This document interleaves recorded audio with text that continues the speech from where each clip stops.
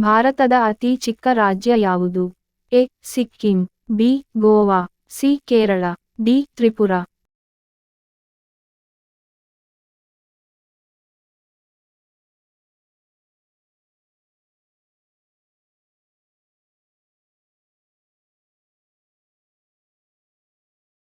ಸರಿಯಾದ ಉತ್ತರ ಬಿ. ಗೋವಾ. ಉತ್ತರ ಏನಾದರೂ ತಪ್ಪಿದ್ದಲ್ಲಿ ಕಾಮೆಂಟ್ ಮೂಲಕ ತಿಳಿಸಿ. ಭಾರತದಲ್ಲಿ ಮೊಘಲ್ ರಾಜವಂಶವನ್ನು ಯಾವಾಗ ಸ್ಥಾಪಿಸಲಾಯಿತು?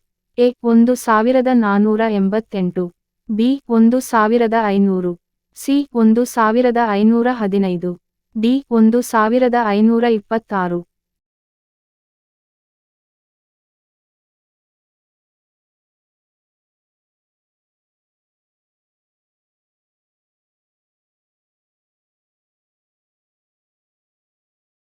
ಸರಿಯಾದ ಉತ್ತರ ಡಿ. 1526. ಉತ್ತರ ಏನಾದರೂ ತಪ್ಪಿದ್ದಲ್ಲಿ ಕಮೆಂಟ್ ಮೂಲಕ ತಿಳಿಸಿ.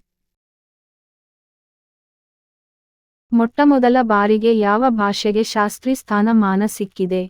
A. Kannada, B. Sanskrit, C. Tamil, D. Telugu.